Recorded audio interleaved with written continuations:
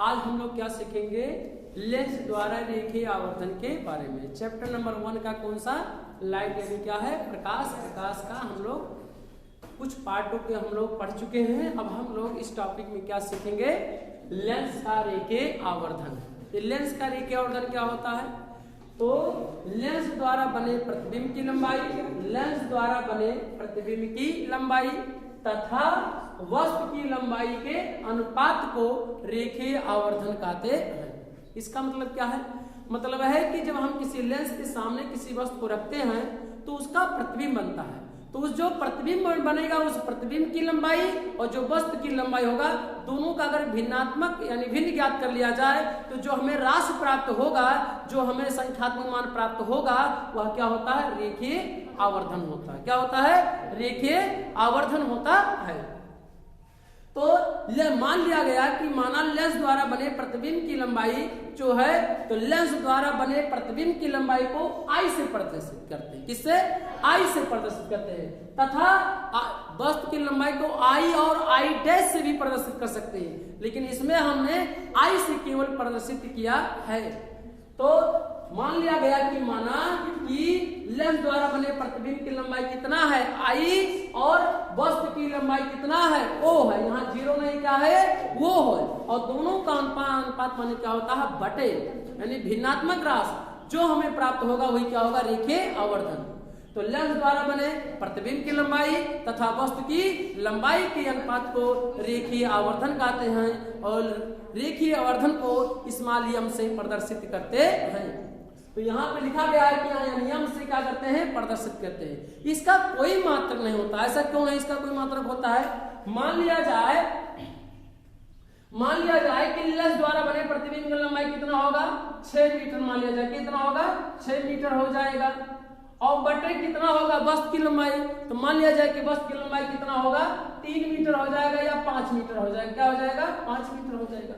तो यहां से हम देख रहे हैं कि मीटर मीटर दोनों क्या हो जाएगा? कैंसिल हो जाएगा। तो क्या बचा? 6 बटे क्या होगा? 5। इसका कोई मात्रक प्राप्त हुआ? नहीं हुआ। तो इसका कोई मात्रक नहीं होते, क्योंकि यह क्या है? एक क्या है? अनुपात है। अनुपात का मात्रक नहीं होता है। तो इस तरह से रेखीय आवर्धन बराबर, अगर हम सूत्र इसी बात को ज्ञात करें तो रेखीय आवर्धन बराबर क्या होगा? प्रतिबिंब की लंबाई और अपान यानी बटे वस्तु की लंबाई, और ये दोनों का अनुपात मान क्या होता है? बटे। इसी अनुपात को, संख्यात्मक मान को ही क्या कहते हैं? रेखीय आवर्धन कहते हैं। और रेखीय आवर्धन को किससे प्रदर्शित करते हैं? यम से क्या करते हैं? प्रदर्शित करते हैं।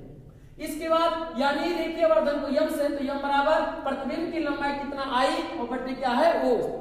ये वो क्या है? वस्तु की क्या है? लंबाई है।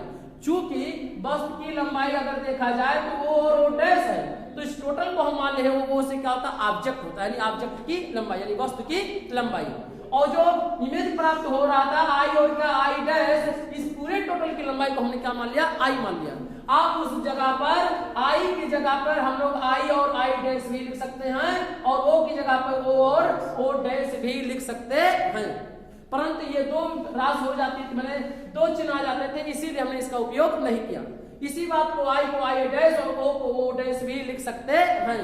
तो यानी प्रतिबिंब द्वारा बने, यानी प्रतिबिंब की लंबाई कितना हुआ? I, और वस्तु की लंबाई कितना हुआ?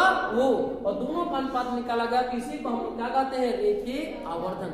और रेखीय आवर्धन को किससे प्रदर्शित करते हैं? यम से प्रदर्शित करते हैं। कौन सा यम? स्मॉल m से। इसका अंग्रेजी लीनियर मैग्निफिकेशन होता है, इसलिए इसे यम से प्रदर्शित करते हैं। मान लिया गया यदि लेंस के प्रकाशीय केंद्र से जब वस्तु की दूरी कितना हो? U क्या होता है? लेंस के प्रकाशीय केंद्र से वस्तु की दूरी होता है, कितनी दूरी पर वस्तु है लेंस से। और V क्या होता है? प्रतिबिंब की दूरी V।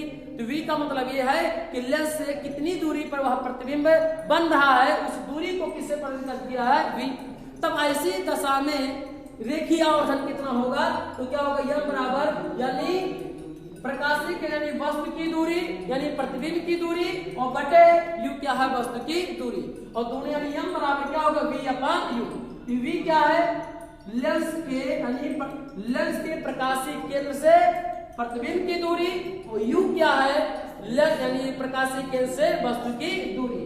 तो इस बात को हम लोग, इस सूत्र को और हम शब्दों में लिख सकते हैं कि यम बराबर क्या लिखेंगे? यानी प्रकाशीय केंद्र से प्रतिबिंब की दूरी प्रकाशिक केंद्र से वस्तु की दूरी, वस्तु नहीं प्रतिबिंब की दूरी, प्रतिबिंब की दूरी बटे लिख सकेंगे प्रकाशिक केंद्र से वस्तु की दूरी, इस बात को यहां पे भी लिख सकते हैं कि यह v क्या है प्रकाशिक केंद्र से प्रतिबिंब की दूरी और u क्या है प्रकाशिक केंद्र से वस्तु की दूरी। तो अगर हम लोग क्या करें समीकरण 1 मान लें और इसे समीकरण क्या मान लें 2, इस दोनों नियमों को अगर क्या किया जाए मिला दिया जाए तो यहाँ m बराबर i अपान u प्राप्त हो रहा है और यहाँ पर m बराबर v अपान u प्राप्त हो रहा है। अगर इन दोनों को नियमों को क्या किया जाए मिला दिया जाए तो देख रहे हैं कि अगर बायां पक्ष बराबर है तो दायां पक्ष क्या होगा बराबर होगा। तो आप देख सकते हैं यहाँ पर भी है यहाँ पे भी है, बायां पक्ष बराबर है तो दायां पक्ष क्या होगा बराबर होगा। इस नियम के समीकरण 1 और 2 की किसकी समानता से, किसके समीकरण 1 और 2 की किसकी समानता से, क्यों? क्योंकि अगर बाएं पक्ष बराबर है राशि तो दाएं राशि क्या होगी बराबर होगा। इस तरह से i अपान u बराबर क्या होगा v अपान u। यह सूत्र i क्या होता है प्रतिबिंब की लंबाई, o क्या है वस्तु की लंबाई, v क्या है प्रकाशिक केंद्र से क्या है प्रतिबिंब की दूरी और u क्या है प्रकाशिक केंद्र से वस्तु की दूरी। अगर इसका मात्रक यहाँ से भी कोई मात्रक नहीं प्राप्त होगा, ना तो यहाँ पे भी कोई मात्रक प्राप्त होगा, ना तो यहाँ से, इसलिए कहा गया है कि रेखीय आवर्धन का कोई मात्रक नहीं होता है। तो हमें उम्मीद है कि आप क्या होंगे सीखे होंगे। अब हम लोग क्या सीखेंगे लेंस की क्षमता के बारे में जानेंगे, यानी कैपेसिटी के बारे में उसके जानेंगे। ये कैपेसिटी का मतलब ये होता है कि कोई लेंस प्रकाश की किरणों को कैसे कितना वो मोड़ पाता है या कितना वो क्या करता है फैला पाता है। लेंस की क्षमता कैपेसिटी का मतलब ये है